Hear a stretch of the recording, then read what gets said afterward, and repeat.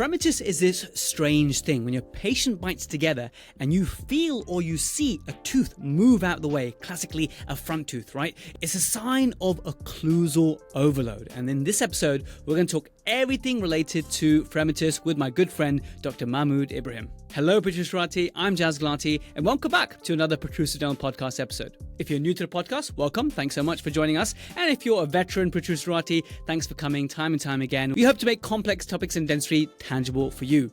Before we join the main interview with Dr. Mahmoud Ibrahim, I'm going to give you the Protrusive Dental Pearl, which I always do for every main PDP episode. Today's Protrusive Pearl relates to crown preparations and in particular, getting better impressions or scans. Look, once you've placed the retraction cord, I know many people like to use things like X-Bacil or Traxident, which are like the paste systems. I quite like using retraction cords and also in combination with PTFE tape, especially as I do lots of vertical preparations or vertipreps. Now, I have got lots of webinars planned in October as part of the live series I'm doing for the Protrusive, the premium subscribers. It's going to be VertiPrep for plonkers, so that's coming soon. And one of the strategies I use to be able to scan subgingivally is once I've got my 000 cord in place, I will put some PTFE tape over that. But sometimes what can happen is that the gingiva, it sulks, right? It sulks on to the PTFE and sometimes even contacts the prep. So when I scan it, because the tissues, because the gums are touching the preparation, it creates a nightmare scenario for my technician who wants that gingiva well out of the way. So at that point, the pearl, the tip I'm giving you is if you've got a laser, fine, great, use a laser. If you've got any fancy burrs, use them. But the cheapest thing you can buy is something called a thermocut burr. Now, I've talked about this lots of times in the podcast before. It's great for removing papillae, just removing soft tissue in general. But when you've got that sulking of the gingiva, and for those of you who are listening, follow along with me. For those of you who are watching, I'll bring some visuals on the screen. Once the tissue sulk, you can just choose the correct size of thermocut. And if you're buying this for the first time, I'd buy the assorted set. I think it's like a pack of 6, different sizes for different size papillas and different needs. But I use a smaller one here, and I just trough away the gingiva, that little bit of sulking tissue, and the patient's usually already numb in this case, and there's hardly any bleeding when you do this, and it's just brilliant to get rid of that sulking tissue. And now when you scan or you impress, your technician will absolutely love you. So the tip here is to use a thermocut burr, which will last forever, right? They don't have any diamond on them. They're like a bold metal head. These are going to last forever, so definitely get a pack of these, and it's wonderful for managing soft tissues in this way. So the next time you have some sulking tissues, pick up a thermocut burr and just get rid of it to allow yourself to get a better impression or a better scan. Let's join Mahmoud now for the main interview, and I'll join you in the outro. Dr. Mahmoud Ibrahim, welcome back yet again to the Protrusive podcast. How are you, my friend? I'm very good, Jazz. Thanks for having me again. I'm sure people are starting to get sick of listening to me talk now. Listen, this is what the people wanted, right? The Protrusive said explicitly in the comments on YouTube, they said, yes, we would like an episode on Fremitus. We kind of sort of teased them, say, if you want it, let us know. And they certainly responded in the comments. So here we are. It's happening. We're talking about Fremitus. It's a weird thing. It's a weird thing. The term itself, Fremitus, Mahmoud, it's a cool term. I like the word Fremitus, right? Yeah. And I actually didn't know, being in dental school and stuff, and you read it in the textbooks, and then you see it on your patients, and you don't know what's going on. And we'll elaborate on that today in terms of what actually is it, and how do you manage it, and how do you classify it, all those things. But actually, Did you know, Mahmoud, that actually it's a medical term? So I came across this, again, very recently, just doing a little bit of bedtime reading. And yeah, it's like chest Fremitus, right? It's like any body part, basically. You're feeling vibration. Some movement, basically. Yeah, right, exactly. Yeah. Vibrations, right? So it's not a dental term at all. No, we steal everything. Which I thought was interesting. But Mahmoud, for those who, this is the first ever episode of Protrusive they're ever listening to, like random, tell us about yourself and how me and you are acquainted in this world of occlusion. Okay. So yeah, Jazz and I stalked him for a while because he came up with Protrusive Dental Podcast. I thought he named the podcast after an occlusal term. This guy is cut from the same cloth as me. So I stalked you for a while. We started talking occlusion, and the WhatsApp group developed, the Telegram, etc. And then about a year ago, we decided to create the occlusion course, OBAB, which took over our lives for a while, and voila, we're here. That's right, and you are very much a wet finger dentist. You're the smiles that if you just go on Mahmoud's Instagram page and just see his beautiful dentistry, like anything aesthetics, composite related, occlusion restorative related. Mahmoud, your guy, you're very much a mentor figure on our Telegram group. So it's great to see that. So for those who haven't seen it, I'll put it in the show notes. Do check out Mahmoud's Instagram. It is just dental porn, right? It's pure dental porn, mate. So let's just not be around the bush. It is what it is, right? So yeah, it's a great contribution to do for our Protrusive as well. And let's take that further today, an episode on Fremitus. So we kind of defined Fremitus in a way that we know it's relevant in other medical fields and whatnot, but just in terms of dentistry. What is Fremitus and how might it differ from mobility? Like, periodontal mobility? What's the difference there? That's actually probably the first thing that confused me when I first came across Fremitus. I was like, why are we duplicating things? They are slightly different. So mobility is just essentially, and we normally test mobility using the two blunt ends of an instrument. So you got your mirror and your probe, you flip them around, you use the blunt end, one on each side of the tooth, and you move it around and you see how much it moves. And why shouldn't you use your fingers? I'm guilty, by the way. I use the back of a mirror and a finger, whereas I know you should be using two hard instruments, right? Flat instruments. Yeah. But I remember my perio tutor, Mrs. Zilsa Shaw, she taught me this. Do you remember the reason why we shouldn't ideally be using our fingers to check mobility? Well, there's just too much squishiness in your finger, right? Yeah, it's too much give, right? How can you check the movement of something with moving parts, right? Yeah. But no, I probably do the same again. And then I think what that probably does at worst is instead of you saying it's a grade 2 mobile, you probably think it's a grade 1 mobile, maybe. Mm-hmm. But speaking of, those gradings and stuff, did you know there's literally 15 different classifications of mobility? I honestly thought there was 2. Well, hopefully for the people watching, we'll put up I'll send you a list, and it has the names. 2 people will just get together every couple of years and come up with a new classification. They're all almost the same, but just for reference, for example, so the one I use, I don't know what you use, I don't know the name, but essentially grade 0 or no mobility is whatever the normal physiologic mobility is, which in general is about 0.2 millimeters buccolingually and 0.02 millimeters axially. So really, that's going to be almost imperceptible to you just using your naked eye. Grade 1, I like the one where it's anything up to a millimeter of buccolingual movement and no axial movement. Mm-hmm. Grade 2 is anything between 1 and 2 millimeters buccolingual movement and there's no axial movement. Grade 3 is anything over 2 millimeters buccolingual or any movement axially whatsoever. Is that the one you use? That's exactly the one I use. But the interesting thing actually is I remember being at dental school and checking mobility and then presenting my indices to the perio tutor. And what I found is that the things I was grading as grade 2 was actually a grade 1. And so I was being too generous with my grading. And really, especially under loops, things look like they're moving a lot. But patients haven't realized and whatnot. They realize very late on the mobility, right?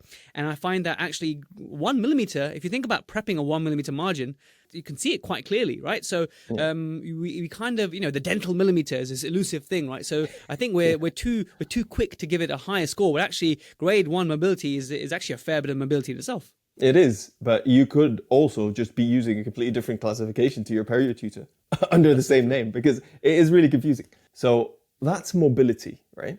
So the definition of Fremitus is a vibration palpable on tooth-to-tooth contact. So why is that different? You're not using your mirror, you're not using your fingers.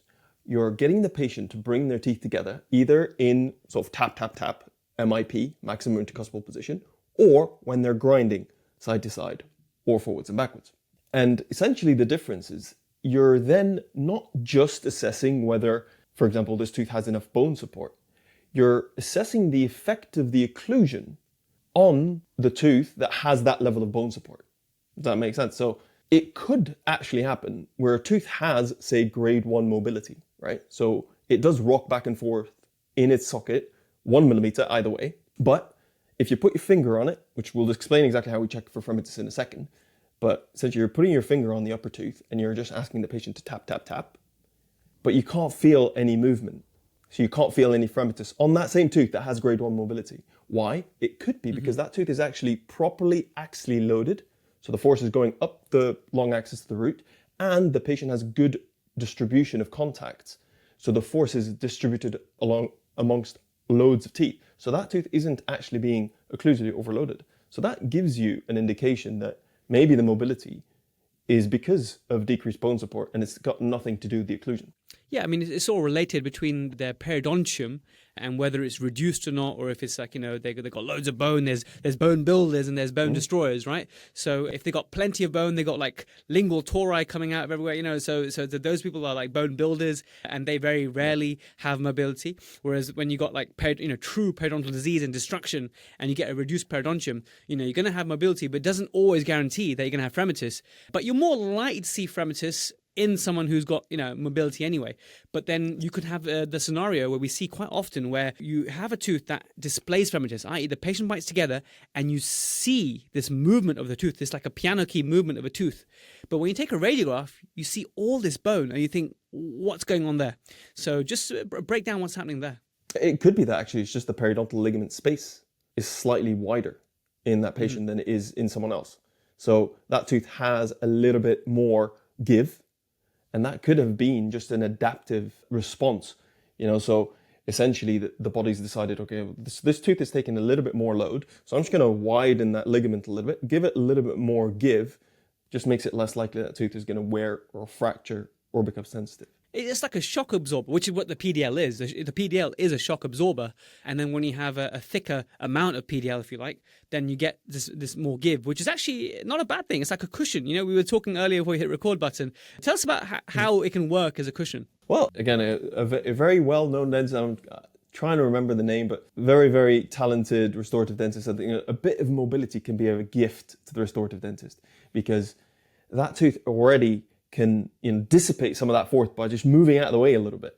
Obviously, you don't want to treat teeth that have excessive mobility, and you want to be assessing the periodontal health of the patient, etc. But because it just moves out of the way, if you imagine that tooth just naturally is going to hit first as the patient closes, right? Just a teeny bit before everything else.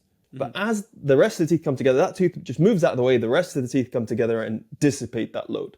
So essentially that tooth has just developed this sort of protective mechanism, just moves out of the way a little bit so that it waits for all the other teeth to come and help it along and take that load. So that's how it can be sort of a protective mechanism or an adaptive mechanism.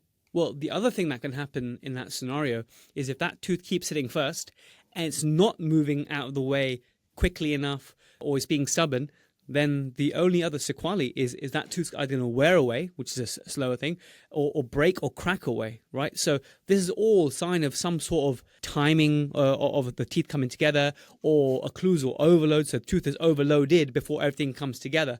And there's only so many different ways overload is manifested on the teeth. And this could be, the whole thing about occlusal disease, right? Wear, mobility, migration, as in teeth drifting, cracks, that kind of stuff. When you break it down like that, have you come across? Are you familiar with the weakest link theory? Yes, I have heard about it. I knew you would be because, yeah, exactly. So for those who don't know, the weakest link theory is just a theory, but I like how it explains what we see, our observations. And there was this like one study where they observed like 15 people. And, if you look at our own patients, look at your own population of patients, right? Patients who tend to have periodontal disease and general mobility all around, do they have significant wear or do they tend to have like virgin enamel, right? A lot of these patients will have virgin enamel, right? So bear that in mind. And then sometimes these patients who are like these severe bruxis and they've got like, horizontal flat wear all across, but these guys have got like tori and there's no mobility and almost like they don't have a PDL, right? They're like, their teeth are set in marble, right? So the weakest link theory suggests that actually, I guess one way to summarize it would be that if someone has got this give, this cushioning, that maybe they're more likely to get more mobility and periodontal destruction as their way of absorbing the load. Not that we're saying that occlusion or occluding or parafunction causes perio. We know that that's bacteria. Let's get that straight. But someone whose weakest link is not the PDL, it might be the teeth. Their teeth might be the weakest link in the chain. And for someone else, it might be the muscles. So actually all that parafunction, all the occlusal overload, the teeth are maybe damaged a little bit. The PDL absorbs a little bit, but most of it is being absorbed by the muscles, and that's why they're getting headaches and muscular origin of TMD. Is that something that you've observed in your own patients, Mahmoud? 100%. I mean, you see it a lot actually, where you do observe it, especially you see the perio patients, and they almost never have any wear, and they can't break a tooth by sort of clenching on it because it just moves out of the way. Whereas the opposite is true. You see these patients with severe wear, you almost never have to treat gum disease before you can then go ahead on and do the restorative. Sometimes you have to teach them how to brush their teeth because they don't do it, but they're just not prone to perio disease.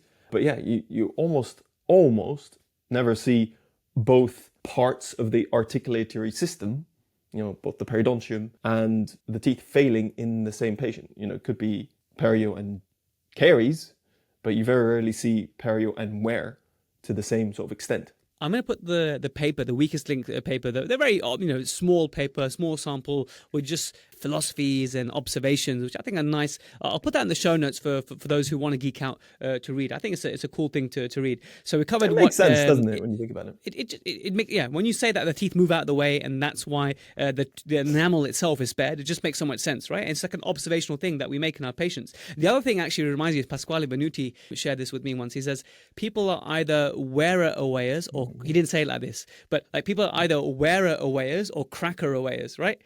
People either just show you loads of wear or they show you loads of cracks. And it's just how the mechanics come into play, how the tooth absorbs that stress, what are the sort of angles of the articular eminence and all these amazing physics that come together in your own, the biophysics that comes together. So it's amazing how, yes, sometimes you get wear and cracks and whatnot, but it's either a wear away or a cracker away. So I love these kind of observations in our patients. We've covered a Fremitus, what is it in terms of how we actually see this in our patients, but how do you actually, have you covered yet how we check for it? No, I said we would. Let's do it. So essentially, because it's a movement that is palpable, okay, so we're gonna put our gloved finger, on the upper tooth, usually, because obviously it's the lower tooth is going to be hitting the back of the upper tooth, right? So if the upper tooth is going to move out of the way, you're going to feel it on the upper tooth. So you put the pad of your finger on the upper tooth that you're checking, and you just get the patient to tap, tap, tap, and you'll feel the tooth either vibrate and push your finger out, or you won't. And of course, by tap, tap, tap, like we mean their maximum intercostal position, right? Their bite of best fit. Whereas, you don't get your patient to bite edge to edge. Obviously, you get them to bite into MIP. Despite your patients, what they want to do is bite edge to edge when you want them to bite MIP. But get them to bite, functional. Okay. Get the teeth together, and then you observe, and then you feel with your finger, just like you said. There's actually a Fremitus grading, right? Which we observe, and we know it exists, whatnot, and you can go into detail. You check the mobility grade for everything, then you check the Fremitus grade for everything. But I think that's overkill. But it's good to know. It's interesting to know. Can you give some details about the Fremitus grading? Yeah. So essentially, grade 0 is no perceptible Fremitus. You can't feel anything. Yeah. Essentially, it comes in 3 classes, like most things. So class 1 Fremitus is it's a very mild vibration. So something within physiologic limits of movement. So like we said earlier in the episode, a tooth has a normal physiologic mobility buckling loop of about 0.2 millimeters. So it's very, very, very small. So you might not feel anything on your finger. A good way to sort of calibrate yourself for this, because it's, the first time you put your finger on a tooth, you probably don't really know what it's supposed to feel like. But if you get a patient who clearly has no wear, no perio disease, generally very healthy dentition, put your finger on, say, a molar tooth, or an upper molar. Yeah, it's very much the tip of the finger, sunk in, if no one's ever done this before. Yeah, and then just get them to tap, tap, tap into their MIP. Chances are they won't have very much Fremitus on that tooth, and at least that'll give you an idea of what a lack of Fremitus or class 1 Fremitus would feel like.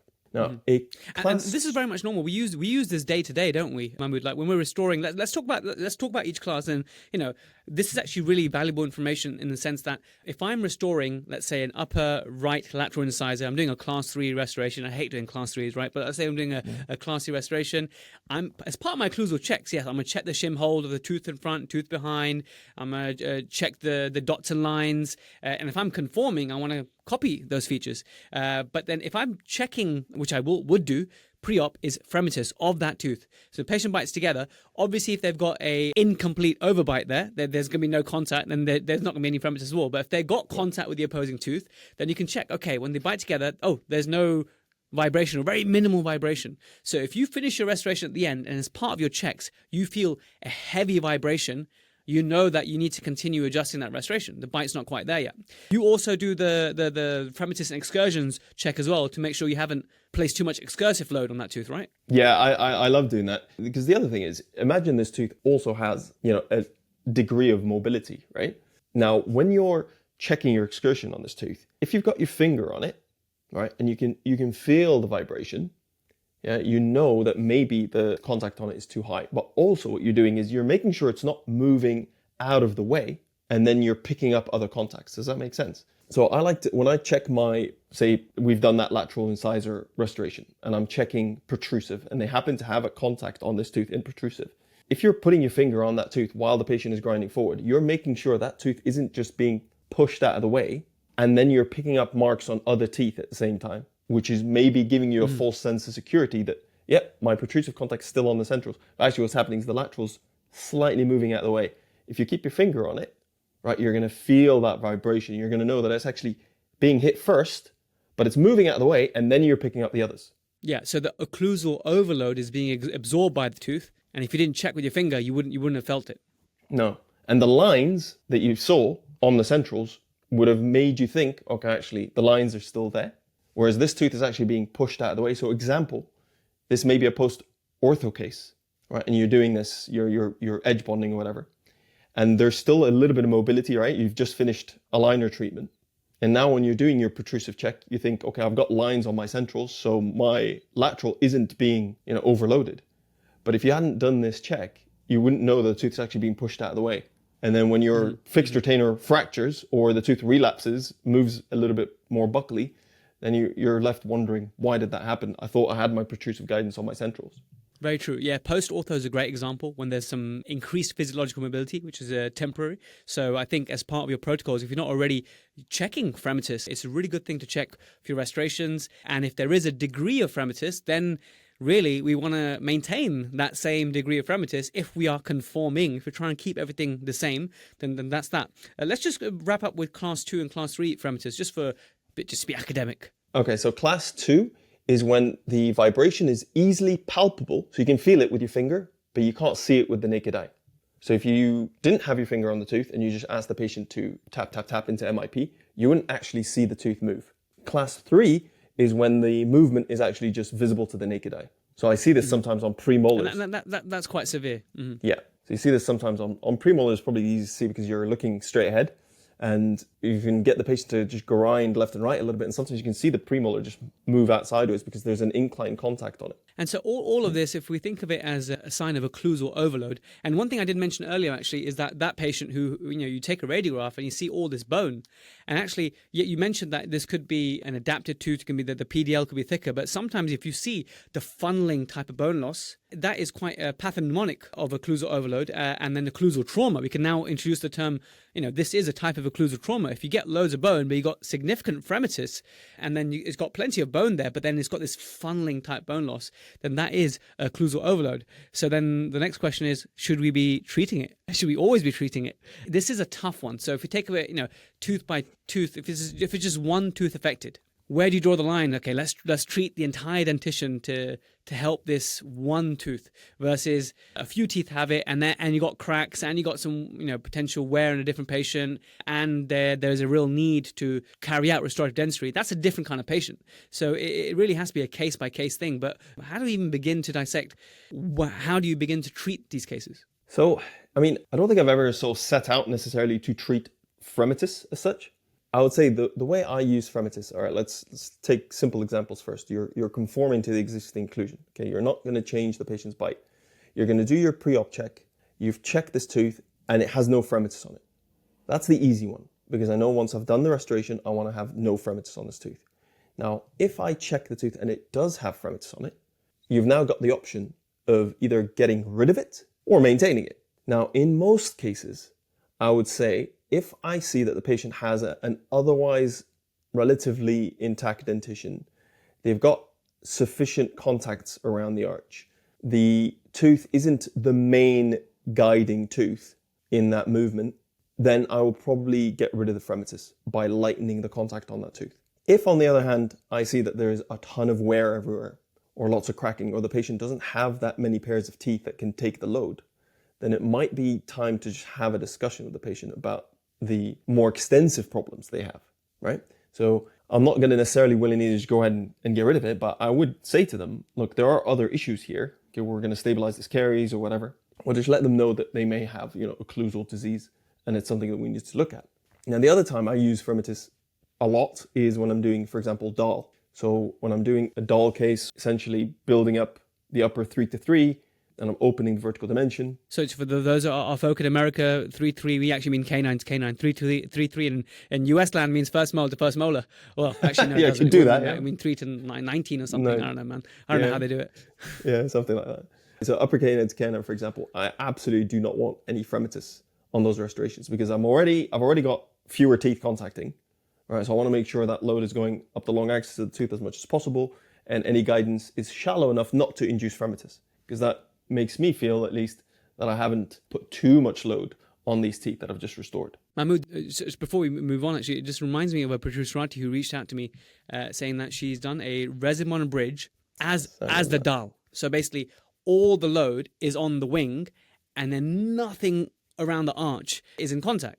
And so she messaged me and she says, look, I'm a little bit concerned because this abutment tooth, whereby the wing is bonded to, is displaying lots of mobility. Now, I'm thinking, well, what do you expect, right? Now, I think she was expecting just pure intrusion and everything else just comes into play.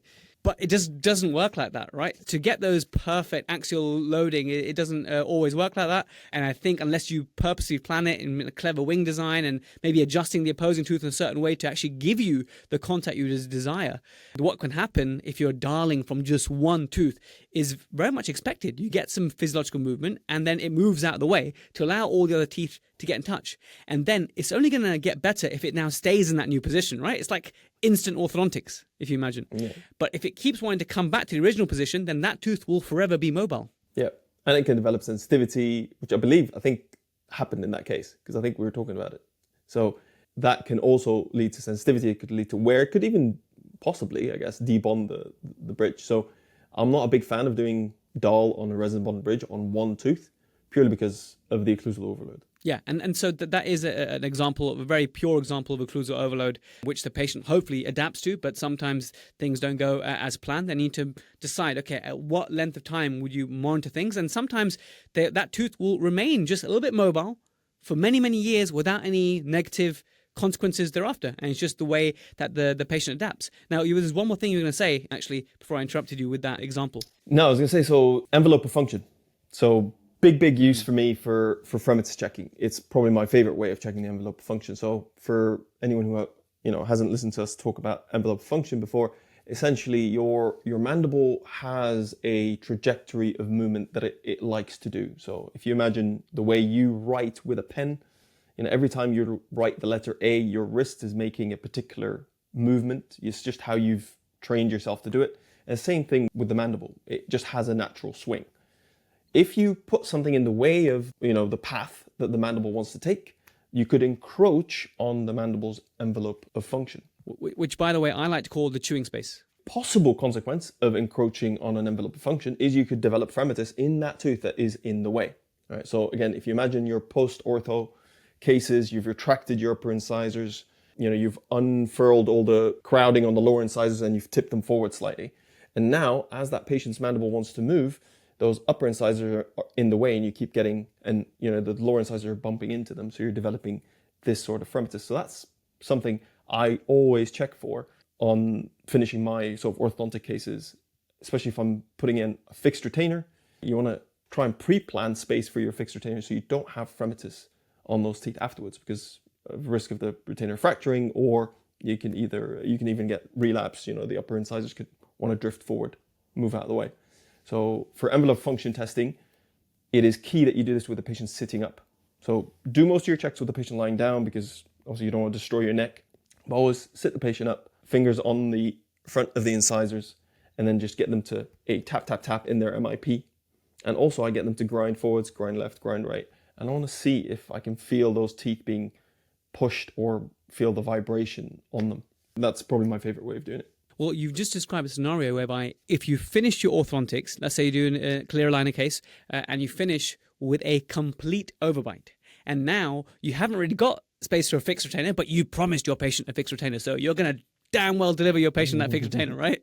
So now you essentially have occlusal overload on the anterior teeth, and then either the fixed retainer is going to break, or you're going to get some like an on-block mobility and fremitus of maybe the lower incisors and the upper incisors, and essentially you have encroached the envelope function, and when they're chewing, there's no chewing space, and things are rubbing and things are wearing, so it's not ideal. So we've induced that in that case, and that's not good. The patient may complain that it's hitting together, the teeth may just move out of the way, i.e. fremitus, or you get accelerated wear and fracture. So all those things that we discussed about before. But let me tell you a scenario where I had a patient who displayed fremitus. So every time she was biting together, she had clear fremitus on her anterior teeth, okay? Mostly on the upper incisors, a little bit on the lower incisors. And so her main issue that I treated her was for her headaches, her TMD headaches, and muscular pain, and just protecting her teeth from this very significant parafunction, large masses.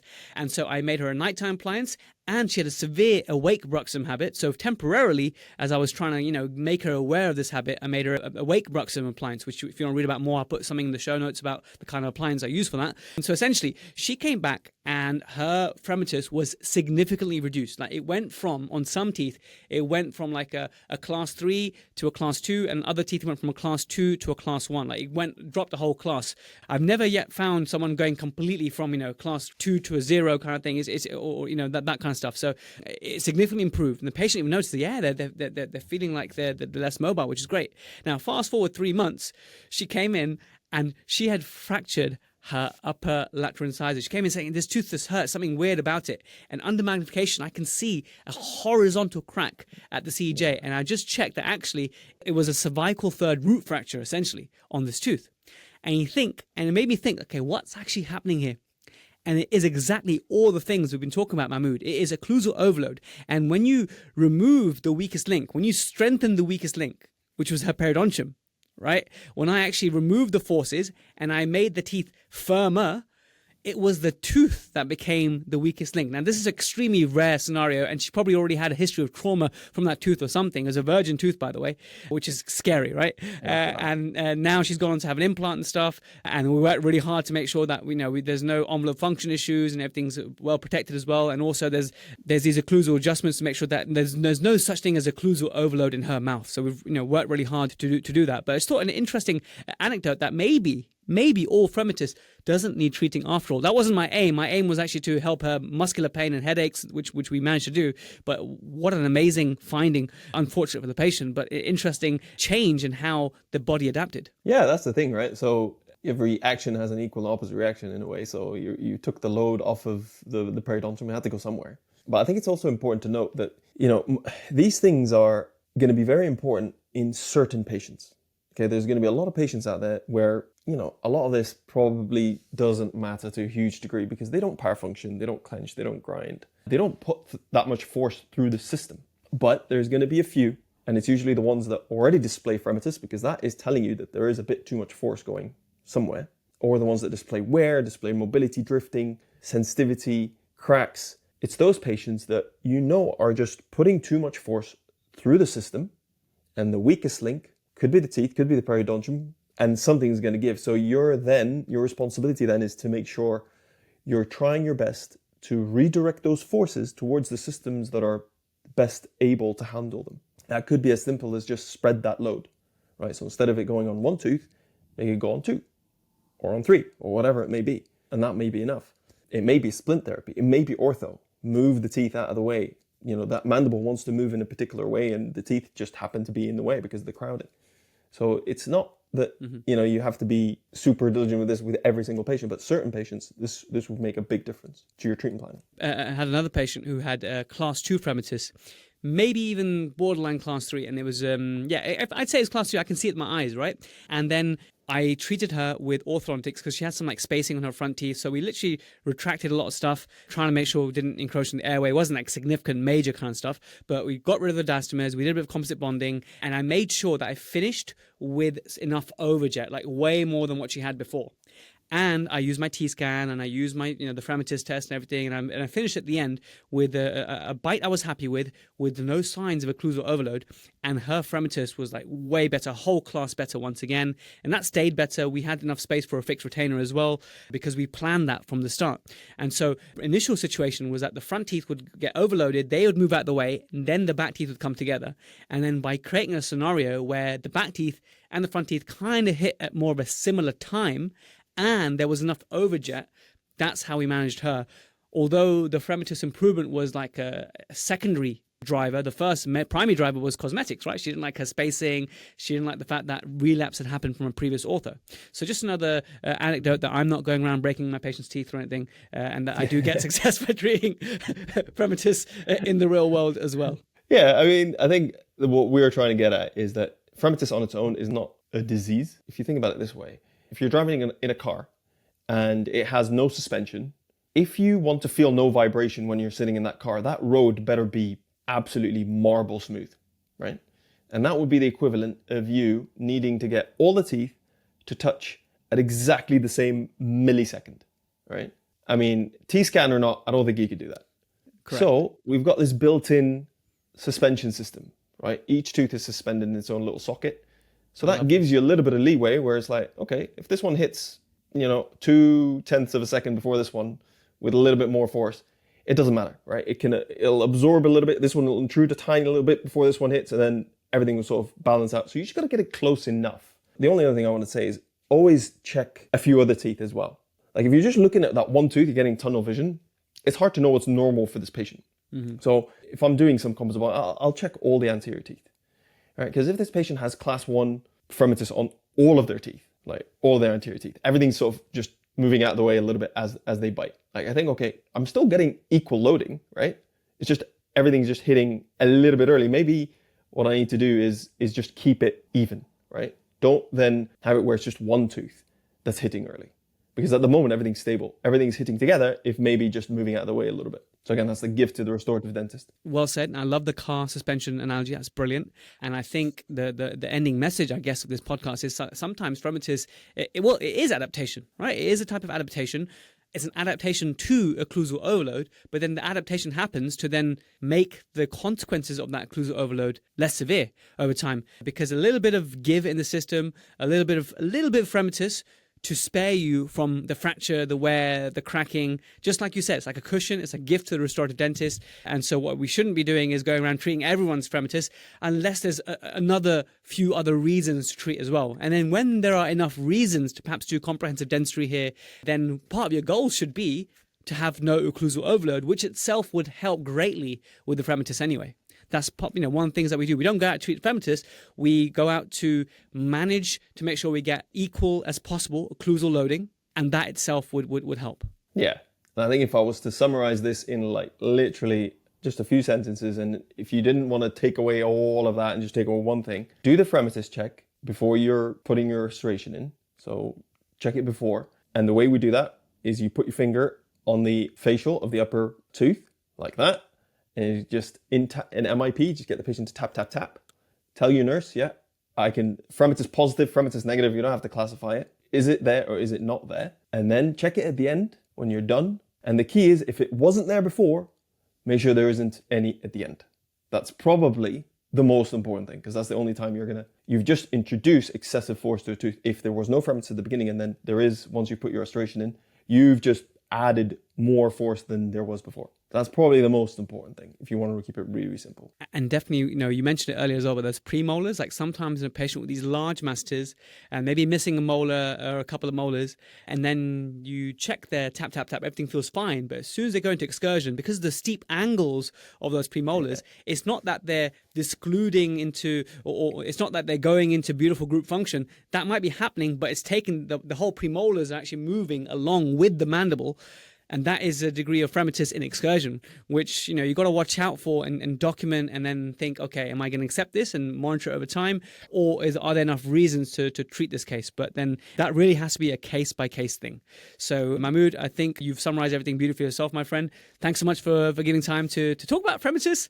And if you guys want to learn more from me and Mahmoud, check out Occlusion Basics and Beyond. It's our flagship online occlusion course, and we work really hard on it. And it's been just amazing, the feedback that we received, the testimonials we've been getting already, and it's only been 4 months since we launched. Got a community of dentists commenting daily. Like me and Mahmoud are daily replying on the comments and the lessons, and it's just been amazing to read the comments. Yeah, it's been really, really gratifying, hasn't it? And I love getting the notifications and reading the questions and the comments have been absolutely amazing. Amazing, Mahmoud. Thanks so much, my friend, and I'll catch you next time. Thanks for having me, guys. Well, there we have it, guys. Thank you so much for listening all the way to the end. If you like the kind of things we talked about, then check out our upcoming live webinar. It's called Unchippable. What are all the strategies that me and Mahmoud use to make sure that we don't get any chipping of our anterior restorations? Now, Mahmoud does lots of composite bonding. I do a fair amount myself. And I'm confident that when I'm doing my bonding, that nothing's going to chip, right? I'm actually, bold enough to say that I'm confident the way I manage my occlusion.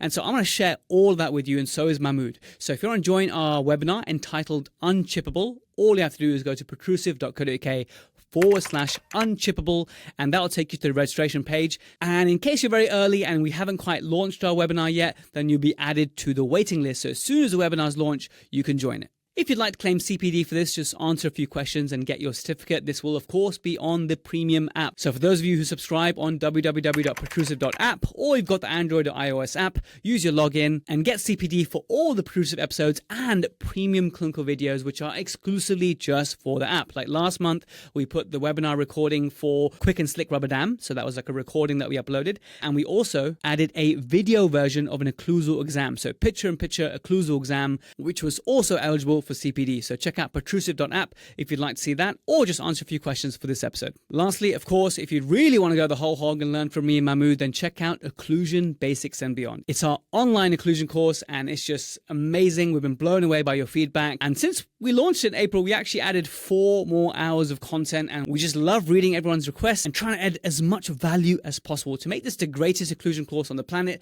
but also just generally make occlusion tangible. This big, confusing topic, make it tangible with cases and step-by-step protocols. So if you want to check that out, head to occlusion.online.